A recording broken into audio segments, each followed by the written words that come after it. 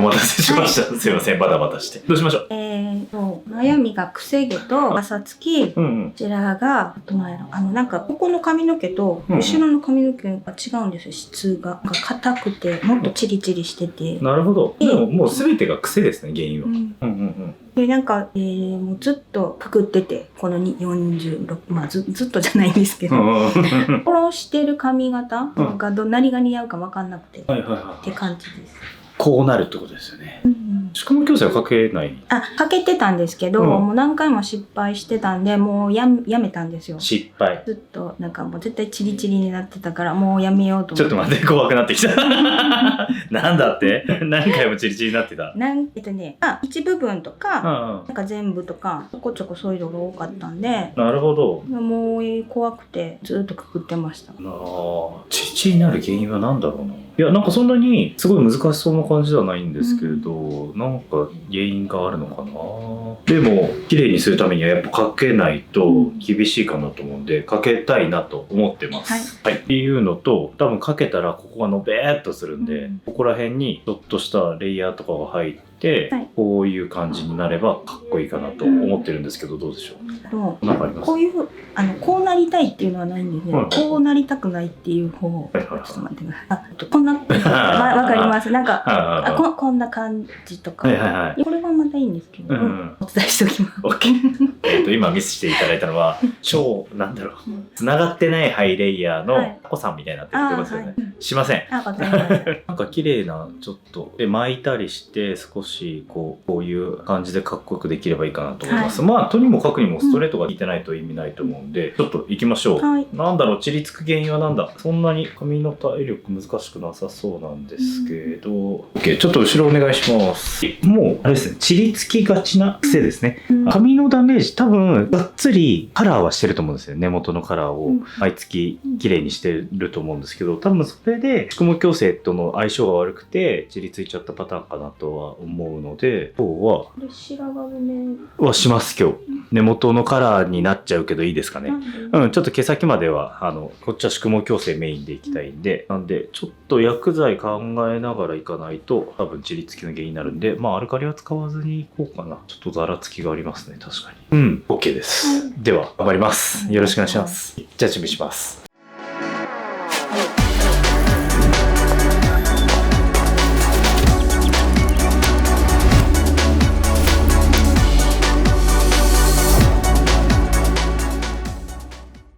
今日は宿毛矯正なんですけど、多分白髪染めされてるということで、過去にビビリの経験があるということ、失敗の経験があるということなんで、できる限り安全な中性域付近、弱酸性域、中性域付近で、さらにこのザラザラした質感をすごい綺麗に伸ばしたいんで、今日使うのは、これちょっと難しいのが、今ごめんなさい、こっちの都合なんですけど、撮影の日付がまだ1月の後半なんですけども、出していいかどうかわかりません。だから、ただもう出来上がってるんで、最高の新薬剤でいきます。なんで、新薬剤。もし、これ動画出るのが多分おそらく3月頭になると思うんですけども、それで、その薬剤発表ができるようだったら、概要欄に薬剤の方を書くんで、皆さんチェックしてみてください。はい、行きましょう。はい。で、その頃にまだ薬剤発表ができないようだったら、お楽しみにという形でよろしくお願いします。いきます。はい。で、もう塗りは簡単です。もう1カップなんで、根元、もう1センチ開けから、ただ、アルカリじゃないんで、根元そんなにシビアじゃないです。で、毛先かなり細くなってます。ついたりしてあるんで細くなってるんで、ここまで、こっから先はまだ塗りません。ただ、どうしてもここから先やらないとザラつき取れないと思うんで、時間差でいきたいかなと思います。じゃあ行きましょう。さあ行きましょう。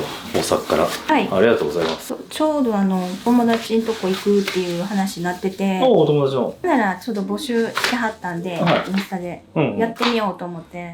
でも土日でね、本当遊ぶつもりやったんですよ。友達が日曜日、遊べなくなったって言って、土曜だけで来るのは、ちょっとしんどいなと思ってて、ここが声かかるまで、ちょっとギリギリ待ってて、で、一回送ったの知ってます？まだ決まってませんか？はい、聞きました。そう。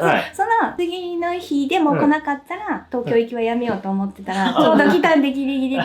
ギリギリでしたね。超ラッキーでした。すいませんね、お返事遅くなって。全然。2日間と、プラスでセミナーのモデルさんも実は募集してて、バタバタだったんで。せかしちゃって申し訳ない。いえ。でも東京行きを決めてくれてありがとうございます。ちょうどよかった。ちょうどなんかでも、いただいたお写真が癖がしっかりあるなと思って。あれそうそうそう。はよ走り出さなと思って、もうちょうど風呂上がりで。だからすっぴんです。全然お綺麗だから。やばいと思って、もう締め切られると思って。ただもうめちゃめちゃ綺麗になりますんで。確かにちょっと。風呂上がりもっとすごいんですよ。お風呂上がりやばい。そうもう。今もこの毛先のあたりとか結構。やばいんですよ。やばいっていうか、なかなかしっかりした癖だなって感じですね。もう広がって。ずっとですか、やっぱり。学生の時はもうちょっと髪の毛もしっかりしてて、なんかこのパサつきとかでボワって広がってたんですけど、やっぱ年齢いってからこういうパサついたボワってした感じ。自分でもいつからなったかもわからない。いつからなったか覚えてないけど。そう。髪の毛は諦めてたんで。なるほど。いやー、諦めさせたくないですね。これは。もう生まれ変わってからさらにライス今世はね、もう諦めてたんですよ。生まれ変わったらさらになろうと思って。お嬢さんもいらっしゃるんですよ。はい。子供います、2人。なんか LINE 上で、誕生日が一緒だって。そうなんですよ。それも、運命やと思って。これ言ったら、ちょっと。通るかも。ちょっと気にしてくれるかなと思って。ちゃんと読んでるんで。そうなんだ。7月24日、獅子座です。産みました。そうなんです。真夏のね。そうなんですよ。なかなか。そう、0724って書いてたからインスタのなんて言うんですか。そうですね、アカウント名ですよね。一緒やと思って。そうなんです。運命や。運命や。ここに来れました。お嬢さんもね、じゃあちょっとお母さんが綺麗になって。そうなんです。さらにね。2人いるんですけど。そうなんですね。もう風呂上がり、私髪の毛乾かして出てきたらもう爆笑されるんです、髪の毛。もうなんか写真とか撮って、どこにさらすんかわかんないんですけど、笑いが止まらない。写真撮られるんですか？それが大きい？大きいです。上が次25で、下が23です。もう全然大きいというか大人ですね。大人です。そうなんですね。だから今僕小中学生を今想像してました。いや今ちょっとね早く生まれちゃったんで。早く産んだんで。25だともう岩崎と1個下。そうなんですか。私今26の年なんで。そんなしっかりしてないですよ。私も家だとダラダラです。あんまり一緒かなじゃあ。外ではちゃっと。ここでもダラダラしてる。してないですよ。ちゃんとやってるじゃないですか。気合がいいです。全然ね。今日あれですよ、筋トレしてきたからダラダラしてます。そうなんです。どういうことですか？筋トレしたから動きがスロー。腕がピキピキした。パーソナルトレーニング始めて。いいですね。なんか週2で頑張ってる。週2まんま。特に言うつもりもなかったんですけど、バラしていくスタイルなんですね。あれ言うつもりなかったの？別にそんな。いいネタじゃん。ネタっていうのがもうなんか嫌ですよ。なんかプライベート。こそこそパーソナルトレーニングする必要ある？そんなでも公に言うことでもないじゃないですか。なんで？なんで？サッカー部だったら俺サッカーやってるよみたいなイメージじゃない？いや部活と一緒にしないでもらっていいですか？なんで？こそこそ綺麗になろうとしてるの？こそこそと。だね、お前ずっとこすいな。しかもこうやってなんかネタって言うからちょっと嫌なんですよね。なんでプライベートをネタって言わないでください。何ヶ月後にまた動画でなんか伏線なんかな。めっちゃスリムになってるかめっちゃマッチョになってるか。マッチョは嫌。3ヶ月じゃならないから。マッチョはちょっと違いますね。でもスパルタだったんでしょ。そうですね。まあそれぐらいでいいんですけどね。スパルタぐらいの方が。そんなサワサワされる。サワサワされる。優しいね。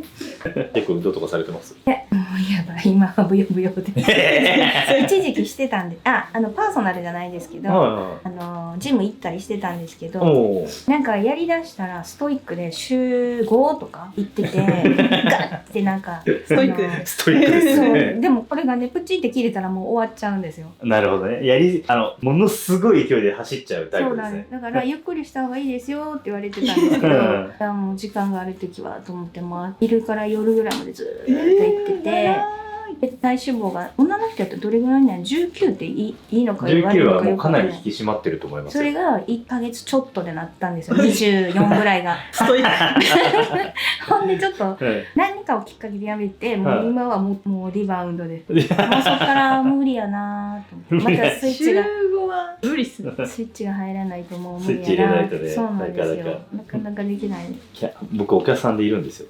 すごいストイックにやっちゃう奥様で、昔フットサルにやってた。そうだからそのお嬢さんもいらっしゃって、お嬢さんも大人30歳ぐらい、だから結構大人なんですけど、もうママがすごいずっとフットサルやってる時やばかったっつって、朝まずボール持ってドリブルの練習を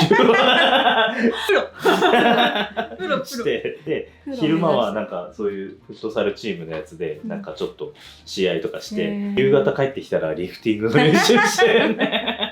かっこいいお母さん。パワフル母さんですね。でも膝壊したんだけど確かそれでやめて、今はもうゴルフ週2回。フットサルのイメージがないです。なかなかすごい人がいらっしゃる。もうゴルフもあれなんですかね。ストイックにされて。ゴルフストイックすぎて、もう何しても結局怪我しても言ってました。怪我しても言ってた。まだ手術かなんかした時言ってなかった。言ってました。まだ痛いのよ。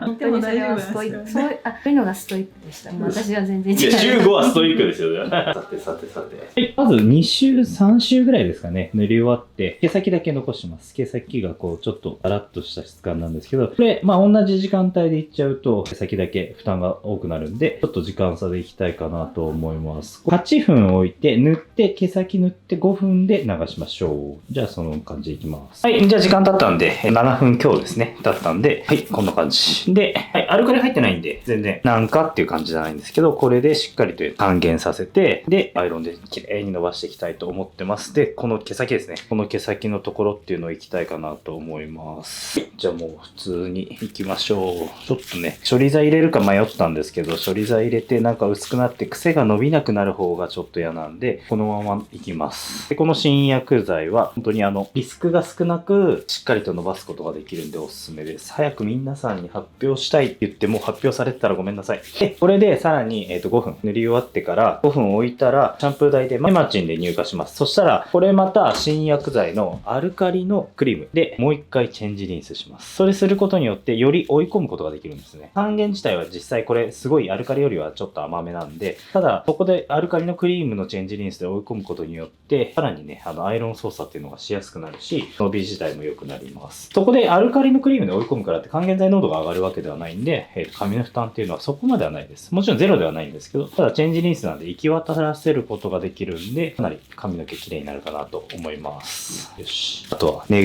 いを込めて綺麗にしたいですね。これはもう。目標はお嬢さんに羨ましがられる。ママずるい。いやもうそうなって帰りたい。そうですよね。誰みたいな。へえみたいな。ちょっと意外に難易度は高いかもしれないですね。難易度を低くする方法はあります。2回やる。2回やったら間違いなくいけるんで、今日もし僕納得いかなかったらちょっともう一回やらせてください。今日中にやります。そしたら多分そんなことなくできると思います。要は甘めにしといて2回やればまあねダメージはねそんなになくパシッと決めることはできるはずな。ただねシャーキンってなりすぎてもダメじゃないですか。そこら辺の塩梅っていうのが難しいんですけど、できる限りね今日はしっかりと伸ばしていきたいかなと思います。よいしょ。いい感じになるのはもうなんとなく手触りで分かってくるんで、よし。楽しみにしてください。はい。僕も楽しみです、これは。はい。じゃあ、まあ、これで時間を置いて、さっき言った要領で、流してもらいます。お願いします。じゃあ、流してもらいました。ちょっと流す直前に触ってみたら、もう気持ち惜しかったんで、プラス3分置いてます。で、キャラフェクトの5倍希釈と、アクア、ノットミスト、ドロップの順で中間処理剤つけていきます。もみあげとかのつけムラがないように。襟足も結構ちりつきやすそうだったんで、襟足もしっかりとつけます。よし。で、結構触った感じかなりの乾燥毛になってるんですね。まあ癖が原因ではあると思うんですけども、中身が、水分がちょっと保持できない状態になってたんで、この中間処理の状態でしっかりとケラチン CMC 入れてあげて、ホットミストレブリン酸セラミドを入れてあげて、さらにドロップ入れてあげることによって宿毛矯正しながらトリートメント効果、もちろんトリートメントも後でするんですけどっていうのを狙っていけます。でドロップですね。で、先ほど新商材のアルカリクリームっていうのをシャンプー台でチェンジリンスしたんですけど、それの意味っていうのは還元をちょっと追い込めるんですね。薬自体が若干弱くてもしっかりと強い癖に対応できるようになる。アイロンがサクサクいくようになるんで、これはねおすすめです。最初の前処理で使ってもいいんですけど、僕プレッシャーしないんで基本的にはこの中間処理で追い込む場合が多いですね。前処理で使うと薬剤の反応がすごい良くなります。ちょっと余分な水分取ったら先にカットいきます。この時点でカットすることによってフリー副作用ですね。還元ってもう酸化剤をつけない限り止まらないんですね。止まらないんで、ただ推薦してバブリングシャンプーして、完全にスピードはめちゃめちゃ遅くなってるんですけど、ほんの少しずつは還元が進むんですね。そこを利用します。そこがしっかりと効いてきた方が、より細かい癖とかが伸びやすくなるんで、それを利用していきます。なんで先にカットしちゃいましょうっていうのと、今日モデルさん、カットがとんでもないレイヤーになるのが嫌だという嫌な写真を見せてくれる結構上級者の方いやでもすごくいいんですよ。美容院行ったら嫌な写真を見せる方が効果的だったりする。僕結構なりたい写真っていうのを完コピする自信があるんですけど、嫌な写真も一緒に見せてくれると、じゃあこれは絶対こうしないようにしようっていうのができるんで、嫌な写真見せると意外に失敗しなくないですか？動画でね、見てきました。あれです。言ってはったんで。僕ですか？こうなりたいのと、こうは嫌だっていうのを持ってきてくれたら嬉しい。ありがとうございます。昔から言ってたんだね、俺。そうなんです。よし、行きましょう。で、長さはそんなに切ったりしなくてもいいと思うんですけど、前がすごい長いんですよね。後ろがここなんですけど、前めちゃめちゃ長いんで、これを揃えていく感じ。で、後ろもちょっとやっぱ毛先は少し傷んでるんで、全体的にこれぐらいの長さになったら短いですか？完全に結べたら。全然結べます。OK です。行きましょう。ちょっと下向いてください。はい、すいません。失礼します。じゃあ行きます。で、矯正前なんでブラントでいっちゃいます。で、結構かなりこう見ていただくとわかるんですけど、結構すいてあるんで、ちょっと、もうちょいかな。よし。ブラントでいって、後でぼかしていく方法でいきましょう。で、水平ラインで切りたいと思います。水平ラインでいって、顔周りのレイヤーを後で切ります。よし。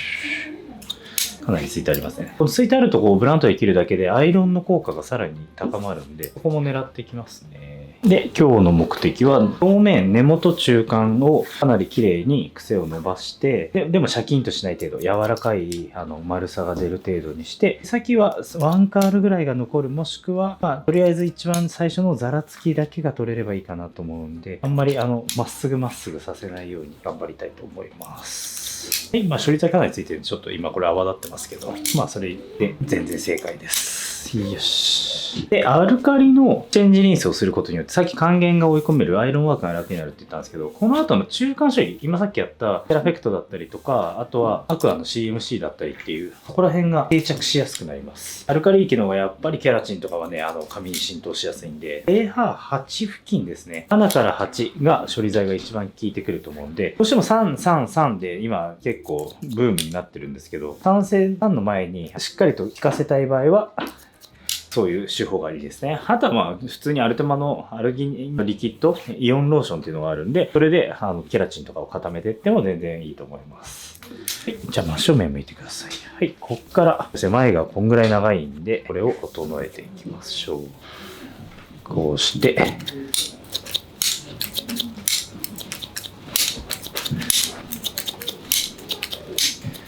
まずアウトラインだけ完成させてます。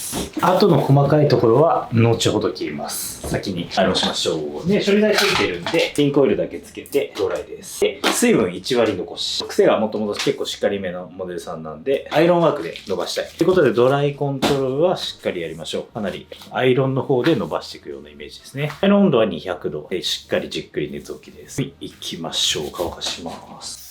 はい。乾かした感じ、こちらをご覧ください。はい。ドライで。ある程度は伸びてるんですけど、まだね、全体的なチリチリというか、すごい細かいうねりっていうのが残ってるんで、アイロンの熱の力で伸ばします。ということで、いきます。襟足からしっかり伸ばしていきたいかなと思うんで、ツインブラシを使って、じっくり熱置き。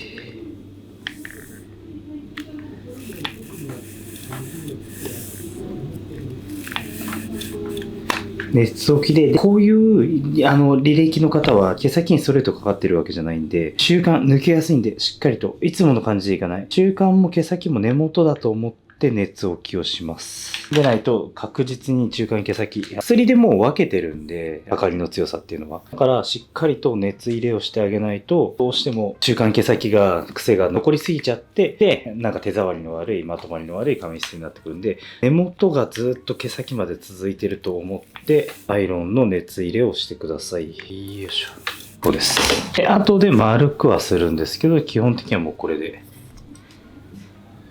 いきます。さあ、行きましょう。きれいにします。確かにちょっと難しいですね。やっぱりです。難しいけど、ちょっと楽しみです。止まられる感じですかね。あ、泊まりも。お嬢さんたち大きいからね。そうなん、もう自由に。自由ですね。自由にしすぎる。自由しすぎ。いいじゃないですか、でも。楽しんで。ありがとうございます。どっか行かれるんですか？要は横浜に連れてってもらおうと思って。ほうほうほうほうほう。横浜。はい。赤レンガ。赤レンガ。中華街ですか？中華街。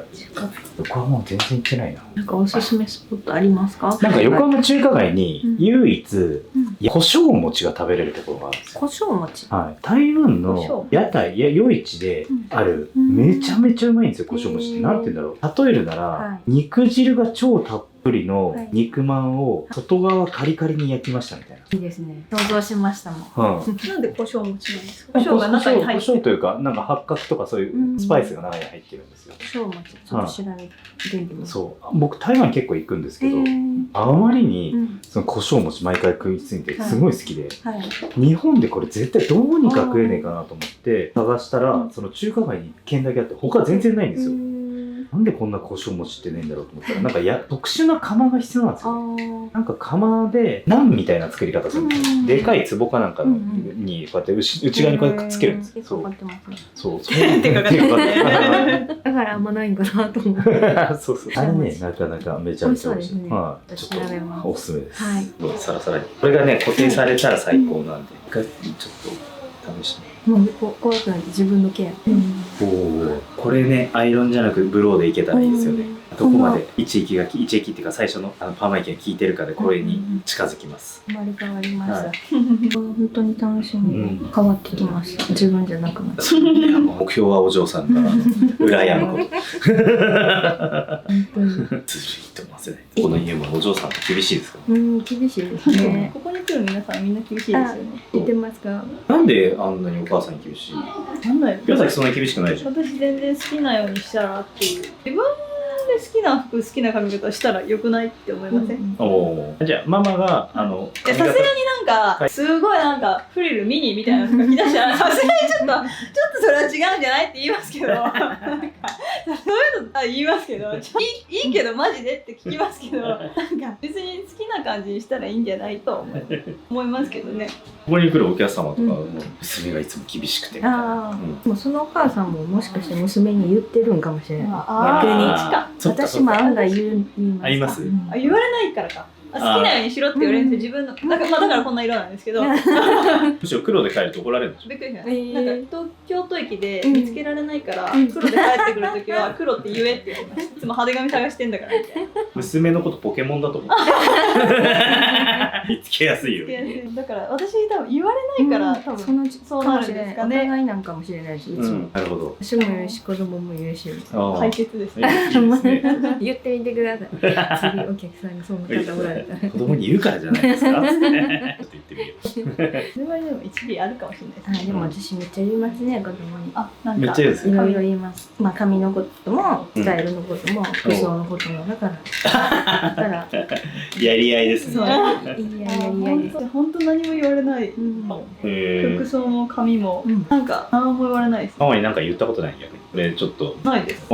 ママもないです。なんかたまになんかちょっと変わった服とか着るじゃないですか。例えば肩が開くとか、そういう服を着てるとなんかパパに何やその服って言われる。破れてるんかって言われる。明治ジーンズとか履いてる。最近なんかあなた破れてるの少ない？寒いね。そうな。寒くて。さすがに。すごいもうヒートテック信者だから。誰がですか？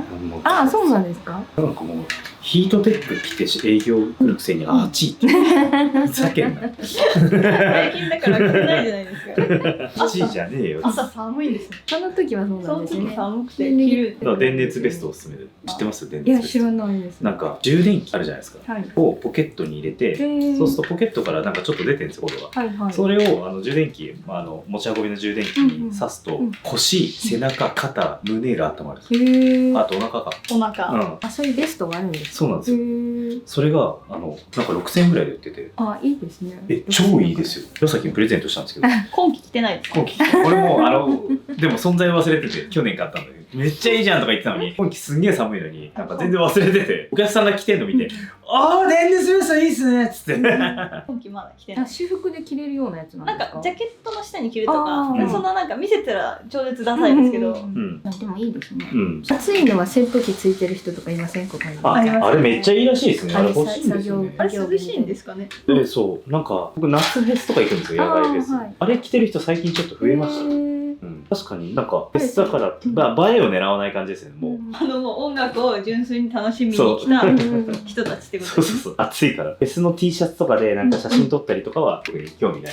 長さも着たらいいんじゃないですか。もうね、俺いいなと思って。どんぐらい涼しいかって。あれ意外に微妙に高いんですよね、確か。ああ、そうなうん、の。確かに。見た時12000円くらいしたんですよ。工事現場の人が着てるぐらいだから涼しそうですけど涼しいとね。思います。いいなぁと思って。確かに。何も気今にせない季買います。いらないですよ。おそらで。いらないですよ欲。しそうだね。全然いらないですよ。暑いの嫌いじゃん。暑いの嫌いですけど、着る機会ないですもん。だって自転車。あれ着てですよ。もうどうするもう手放せなくなったら。だってお前常に暑い暑い言うじゃん。暑いですよ。だって暑いんですけどうん、着てもう暑いつったり寒いつったり、もう超わがままなんですよ。どうする？気に入ったらですか？そしたらアザースって言いますね。めっちゃ良さそうなんだけど。考えた人すごいな。そうですよね。風が充満するだけで違うんですかね。なんですかね。ね、気になる。だって電熱ベストの話だけど、多分この動画が出る頃はもうちょっと暖かくなってるから、 3月。その3月扇風機の話の方がね、3月ぐらい良さそうだな。3月っていいですよね。いいですね。うん、超好き。ありがとうございます。3月。誕生日です。あ、そうなんですそうか。え早い。早い。早くもう一回言うけど、撮影日1月。でも出るのは3月ですよね。あ、そう。出るの3月ぐらいなんで。MM スプレーでいい。いらない。白米に使うとダメージを。お待ちしております。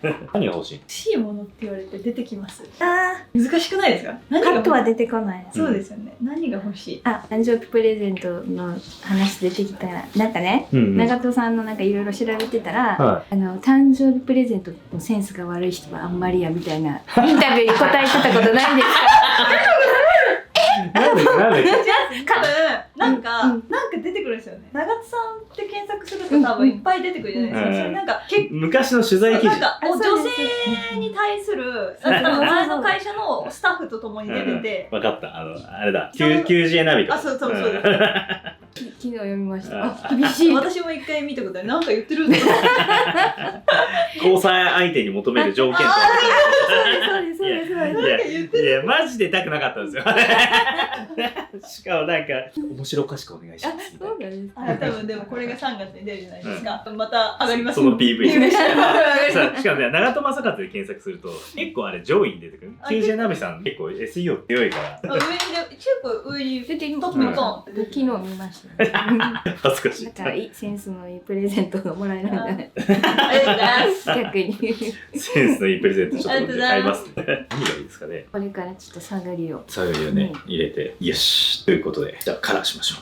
誕生日プレゼントは扇風機付きじゃん。いらない絶対は言うと思いましたもん。はい、失礼します。アイロンが終わってますね。まあアイロンなんでね。ただ、アイロンでここまで伸びてないと、冷気した後は間違いなく癖戻ります。っていうか、伸びないですね。これが今100点の状態で、ここから、還元剤のパワーによってどんぐらい戻るかっていうのは決まってくるんですけど、かなり綺麗なツヤ感が出てるし、伸ばした感じ、かなりいけそうだったんで、期待は持てそうです。で、この後からリタッチですね。根元リタッチでいきます。大体普通にリタッチっていう感じなんですけど、ちょっとここら辺に、染めムラが若干あったりするんですよ。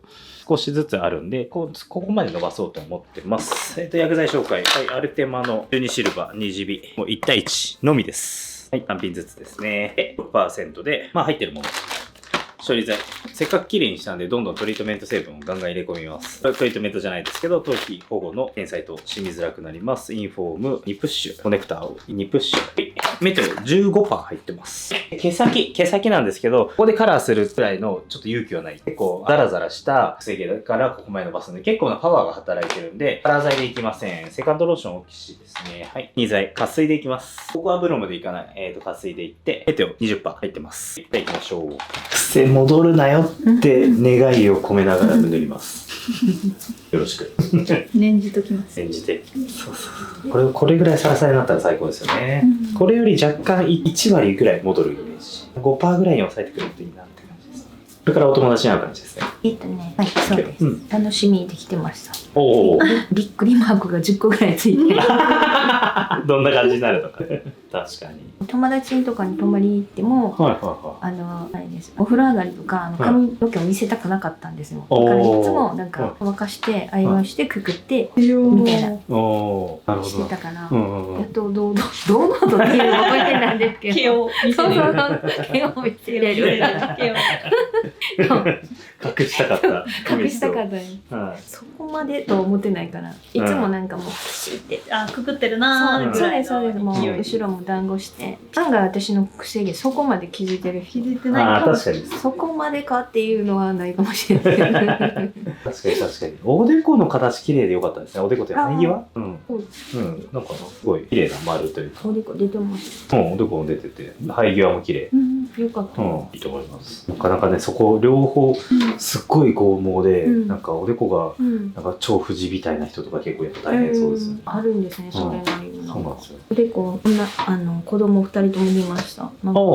いいですね。いいよ。なんかいいって言ってました。おでこは褒められる。お、ありがとうって。DNA ありがとう。髪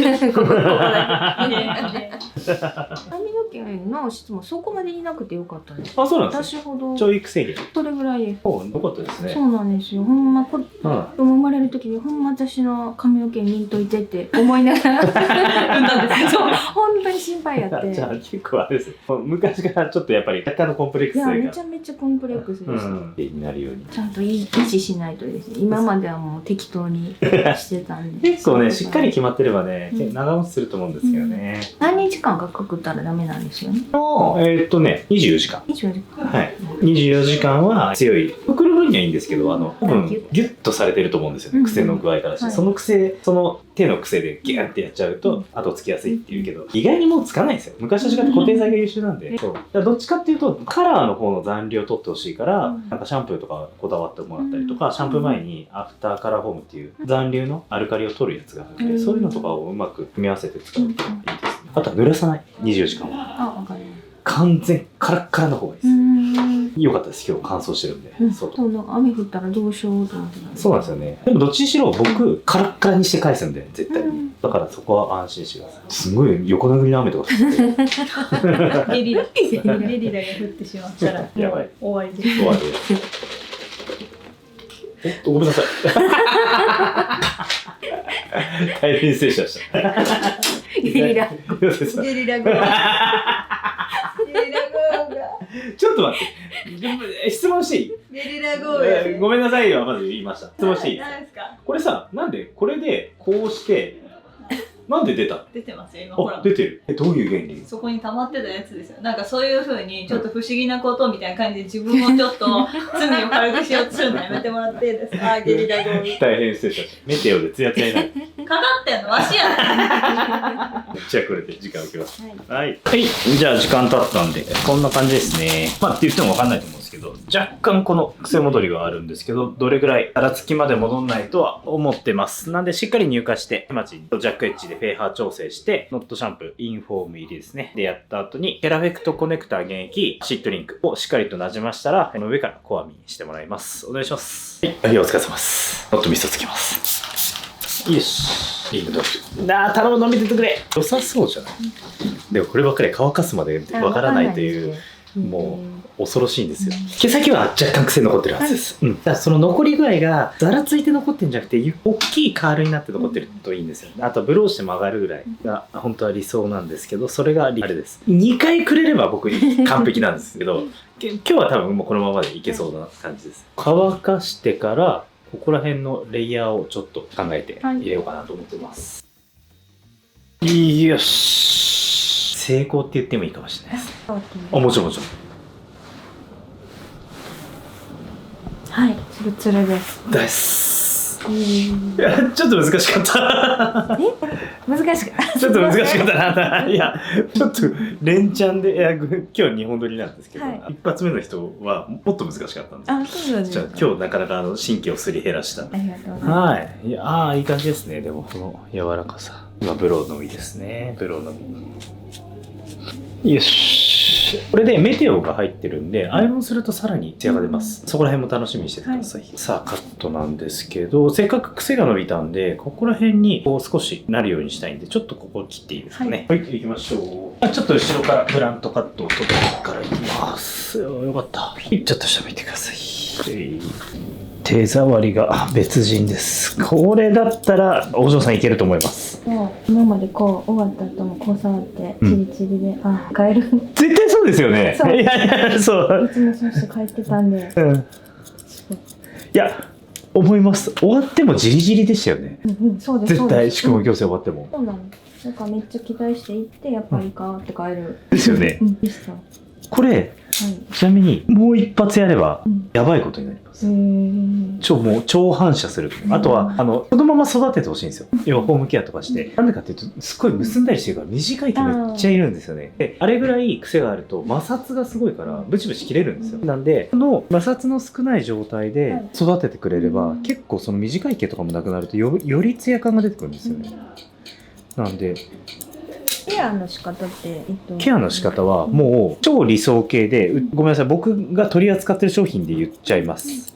まずお風呂入ります、そしたらよーく濡らします。よーく濡らしたらまずアフターカラーフォームゼロというカラーの残留アルカリを取るやつをこの一番気になるところですね、カラーを良くするところ、対際にプッシュつけます。12345みたいな感じでよくなじましたらシャンプーノットのシャンプーを取ります。でここにインフォームっていうやつを入れます。ノットのシャンプーはもちろんうちのベースとなるもので、インフォームっていうのは結合強化、硫黄っていうのが入ってて、硫黄って普通水にも油にも溶けないやつなんですけど、それが髪の結合を作ってくれるんで、それをシャンプーに入れ込むとシャンプーって中を開くんで、それがしっかりと頭に入ります。でそれプラスそのアフターカラーフォームが一緒に泡になるんで全体にいきます。全体の残留アルカリを取りつつ、カラーフォームは1週間カラーしてから、今日は洗わないですけど明日から1週間やるとかなりいいです。匂いも取れます。でさらにそれでしっかり流します。流したらトリートメントを普通行くんですけど、トリートメント前にケラフェクトコネクタっていう原液のケラチンがあるんですよ。それをしっかり原液、もう水で超出しづらいんですけど、ピッて出したらもう片側ワンプッシュに揉み込むとめっちゃギシギシに硬くなるんです。これがいい方反応なんですけど、その上からノットのトリートメントをつけてコーミングで時間は 2,3 分置きます。で流してもらって上がったらノットのミストをつけてで終わりです。そのルーティンができると髪質がガーと変わってくるんで、ここちょっとおすすめです。参考までに。で本当はなんかせっかくちょっと顔周りにレイダウンとかも入れるんで、なんか韓国風っていうとあんまり好きじゃないですけど、こういう巻きとか似合いそうなんだけど、今日は手をしっかりしてるのと宿毛矯正して完全に水分抜きたいんで、今日はストレートアイロンでいきます。ストレートアイロン内巻きで前髪だけちょっと動き出そうかなと思ってます。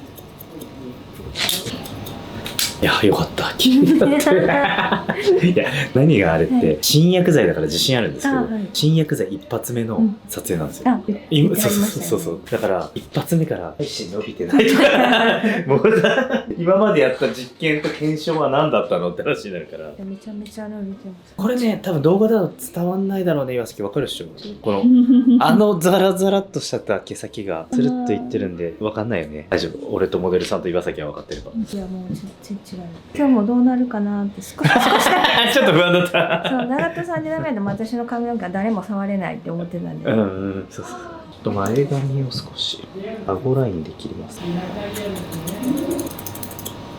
よし。ちょっと深めに切りましょう。よし。深めに切ったらレイヤーを入れます。上に持ち上げてレイヤーを入れる。でこれが動いてくれるといいんで、ちょっと前に持ち出して、これですね、このゴールデンポイントから三角形に持ってきといて、これを前髪にする。もうこれはちょっとセンニングで作ってあげるといいですね。そうするとここに流れる毛ができます。今結構しっかりブロしちゃったんでシャキッとしますけど、これは曲がるやつですね。ゴールデンポイントからまっすぐ下ろして、これを前髪にします。よし。こういう細かいレイヤーがちょっと入るだけで雰囲気っていうのが変わるんで、よし。そしたらOK でドライカッもうちょっとだけします。少し後ろ軽くします。じゃあドライカット用のシザー STR でいきますね。よし、型番になってるんで紙の負担なくドライカットができます。ここら辺とか見てほしいな。ツヤ感ある。 OK。 ちょっとだけ量取ります。少し量取れるようになったはずです。よし、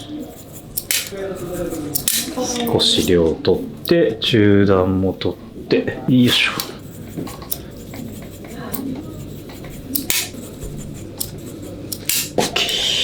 こっちはあんま段は入れないんだけど、ちょっとだけ内側表面がやっぱ少し切れてる部分が多いんで、これはもうね多分ご自身でやられたアイロンとか摩擦、だらつきによる摩擦で切れてるんで、今後どんどん伸びてってくれるはずです。伸びてきたらしっかりとドライカットで量取ってあげるのもいいかなと思います。ちょっとストレートアイロンで仕上げます。でせっかくこの前の方のレイヤーを切ったんで、ここをまずちょっと丸くしたいです。じゃあメテオの弓の結合を作りながらスタイリングをしていきたいですね。まず表面の毛、この前髪のところを取りたいんで、少しゆっくりノープレスノーテンションでしっかりとアイロンを入れます。そしたら前に来て前に下ろすようにアイロンを入れて、ちょっと内巻き、これを後ろからやってちょっと内巻きにしたら、温まってる状態でマジックカーラー 44mm を巻きます。そしたら通常の弓の結合でいきましょう。内巻きでいきます。2人でいきましょう。触りたくなりますよ。そう、ここのね、似てた。襟足、そう。絶対違う。びっくりした。ぐわーってなってた。いや、触るの怖くて、今、触って。いけてます。大丈夫でした。よかった。いや、襟足、僕も、まあ、そんなことないだろうと思って、薬塗り始めようとしたら、岩崎とちょっと目が合った。そんなおやつでもこの新薬剤は結構どんなトラブルもというか、難しい髪質にも対応できるいろんな汎用性があるんで、本当に簡単で、要はどの美容師さんが使っても一定以上の効果が出せるっていうのを今この2023年は日本の宿毛矯正を変える本当にいいものっていうのを伝えていきたいなっていう。石の毛でいけるなら他の方も大丈夫。いやー、とりあえずこれでアイロン前に触っていただいたんで、アイロン後はもちろんツヤがあるのはもちろんなんですけど、さらにこのメテオのトリートメントが入ってるから、この熱でこのトリートメント自体が固まってきてくれるんで、持続性はあるかなと思います。楽しくなります。そう、楽しくな髪の毛ります。触るのも手入れするのも外に行くのも。そうなんですよ。本当によかった。いや、ほんまによかったです。応募してよかった。本当に応募してよかった。ちなみに、はい、これ動画でカットするか流すかわかんないですけど、僕が途中で心のことを思ったこと言っていいですか？はい、これもしかしたら失敗してお蔵入りになるかもっていう不安がちょっとあったんです。今までないんですよ。こんだけ撮影しててお蔵入りってデータが1個だけ飛んじゃった人が1人だけいるんですけど、あとあれか、撮影だって知らないで来た人が1人いて、もはや僕らはよくわかんない、じゃもう初期ですよなんですけど、だから失敗してお蔵入りなんてないから、ちょっとなんか途中で考えたんですよ。これむずいやつだぞと思ってダメかも。それから一応この後僕打ち合わせあるんですけど、最悪もう一発強制だなとか、中途半端な状態じゃ返せないから、打ち合わせをじゃあ2件入ってるんですけどちょっとずらしてとかいろいろ考えた時間はありました。よかった。でもここまでできてればもう全然お帰りいただけます。もう普通にこれじゃなかったら返さないですよ。だから美容師さんもその宿毛矯正したけどちょっとざらつき残ってってなりながら、ありがとうございましたみたいな感じですよね。だってあ、そうですそうです。いや気持ちも分かんないでもないけど僕は返さないです。だから打ち合わせをいかにずらそうかということまでいろいろ考えてたんですね。なんかその終わった後の空気感、なんかみたいな、どっちもがちりついてるって分かってて言わへんみたいな空気感でいつも帰るから言ってもね、何もできないっていうことはっていう感じになるから。でも謝るっていうのがいいなんじゃないですか。分かる。隠して返すよりかはちゃんとすいませんでしたって。俺結構謝るじゃん。謝るってそんな失敗してないですけどすいませんちょっともう一回やっていいですかっていうのと、あとはすいませんちょっとなんかちょっとお題いただかん次回もう一回やらせてもらっていいですかとか。そう言ってもらえたら安心がしますね。そうやっぱね絶対おかしいの分かってるからね、お客さんが絶対人だから失敗はあるんで、それをいかに少なくするかはねずっと考えてるんですけど、やっぱりね空気感で分かりますよね。空気感分かるよねもう空気感ね岩崎とか大変ですよ本当何ですかもうちょっと違うとカットしてて、はいはい、しかもなんか途中でやるんですよ、ムカつくことに。重くないですか？カットしてる途中だから出来上がってないのにマジムカつくとクレーマーなんで。誰だと思ってんのお前ってなんかカットし終わったらいいかなんかカットうまいっすねムカつくと一回前髪切りすぎられてるんでそれがもうわかります。そういう不安がね重なるんです。もういいですって言いましたね。もうやらなくていいです。前髪をねなんであんな切りすぎたのその時はもう前髪切らなくていいです。それから何度か切らせていただいてますミリ単位で本当クレーマーなんで。あるでねこれいいですよね本当に。私の髪の毛やから使い方がよく分かってなかったっていうのがあったんですけど、乾燥なんとかしたいくらいもうめっちゃ使ってたんですよ。だから今やったらほんの少しでいいのかな。いや全然ほんの少しでいいですいいよしで前髪にカールがちょっとつくんで少しよしこうですね。このカール感とこっち側から通れますがちょっと離れてみる。このゴールデンポイント近くというか深くから取った前髪っていうのはこれちょっと大人っぽいレイヤーもどきではないですけど流れを生んでくれます。一回取りましょう。あんまり美容院で期待してないでいつも言ってたやつですよね。ああそうですそうです先に言ってください。でもねガトさんは最後本当に最後でした。最後鳥でもうこれで無理やったもん本当に私今来世でもう来世で綺麗にいっていこう。でも今世でいけました。いけましたよかった。ちょっとこれまだ短い毛はさっき言ったと理由であるんで、このポイントケアスティックっていうやつで押さえてちょっと前髪だけ軽く MM スプレーっていうスプレー。さて後ろを一回見えますかね。私じゃないで一応アイロンはしてあるんですけどこれぐらいのツヤまでは持ってくることができました。いい感じじゃないですかね。手触りっていうか串取りがスンです。よっしゃーよかったな。今日大変だったけどでもこれ一回ここまで来ると次の矯正超楽なんですよ。多分大阪で行かれるかもしれないですけど次のやつムカつく難易度が下がるからちゃんと選んでいかないとあれだ。そうですね。1回目めちゃめちゃ難しかったんだぞって言いたい。言っておきます。お疲れ様でした。ありがとうございました。じゃあちょっと後ろからちょっと説明しようかな。はい、じゃあ美容師さん向けにお疲れ様でした。もうこうですね、メテオプラス、最後アイロン入っちゃってるんであれですけど、ビフォーと見比べていただくと、かなり質感っていうのは変わったんじゃないでしょうか。結構あれ系の細かい練りの癖っていうのは結構難しいし、思ったより結構ちゃんとパワーのある髪質だったんで、今回新薬剤を使うことによって、しっかりとここまで伸ばすことができました。本当に本田さんおっしゃってたんですけど、本当にザラつき、チリつきが残った状態で美容院を出なきゃいけないぐらいの多分高難易度だったと思うんですけど、そんなに難しくなく、ちょっと自分的にはね、まさかの新薬剤のデビュー戦だったんで少しビビった部分はあったけど、でも本当に簡単にできるんで、今後、どんどん発表していきたいかなと思います。はい、ありがとうございます。ということで、終わります。お疲れ様でした。いや、もう言葉が出ないです。すごく嬉しいです。本当に。若返りました。なりました。ビフォーアフター見られたら全然違う。後頭部だけやらせていただきます。お願いします。じゃあはい、お疲れ様でした。はい。お疲れ様でした。ありがとうございました。はい、じゃあ東京横浜楽しんでください。ありがとうございます。はい。矢田さんお疲れ様でした。お疲れ様です。超高難易度。ちょっと俺ヒヤヒヤしてます。そんなに高谷さんが気になる。出た。出演 NG だった。